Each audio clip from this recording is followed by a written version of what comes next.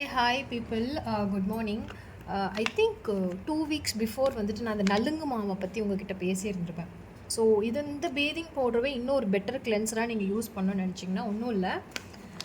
நீங்கள் பேதிங் பவுடரில் அந்த வந்துட்டு ஒரு சின்ன பாக்ஸ் எடுத்துக்கோங்க. ஓகே, குளிக்கும் போது இதில் 3 ஸ்பூன் எடுத்துக்கோங்க இந்த பேதிங் பவுடரில். Okay, take 3 spoons. ஓகே, இது கூட வந்துட்டு அரிசி மாவு வீட்டில் என்ன அரிசி எதுவோ அதை வந்துட்டு இப்படி குருணையாக நல்லா ரவையை விட இன்னும் கொஞ்சம் இன்னமுமே நல்லா நைஸாக அரைக்கிற மாதிரி நீங்கள் பார்த்துக்கோங்க, அரைச்சி எடுத்துக்கோங்க. நல்லா நைஸாக இருக்கணும், இல்லாட்டா உங்கள் ஸ்கின் டேமேஜ் ஆயிடும். இதில் 3 ஸ்பூன் எடுத்துக்கோங்க. அந்த இதுலேயே அந்த பவுல்லோ இல்லை பாக்ஸோ ஏதாவது ஒரு கண்டெய்னர் எடுத்துகிட்டு அதுலேயே மிக்ஸ் பண்ணிக்கோங்க. இது ஒரு 3 ஸ்பூன் எடுத்துக்கோங்க.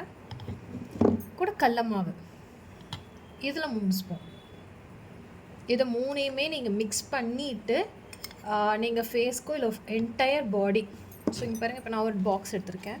ஓகே, இதை ஃபுல்லாக நீங்கள் மிக்ஸ் பண்ணிவிட்டு நீங்கள் பேதிங்கோ இல்லை டக்குன்னு ஃபேஸ் வாஷ் பண்ணணும், டக்குன்னு இன்ஸ்டண்ட்டாக ஃப்ரெஷ்ஷாக இருக்கணும் அப்படின்ட்டா நீங்கள் இந்த மாதிரி யூஸ் பண்ணலாம். தேங்க்யூ, பாய்.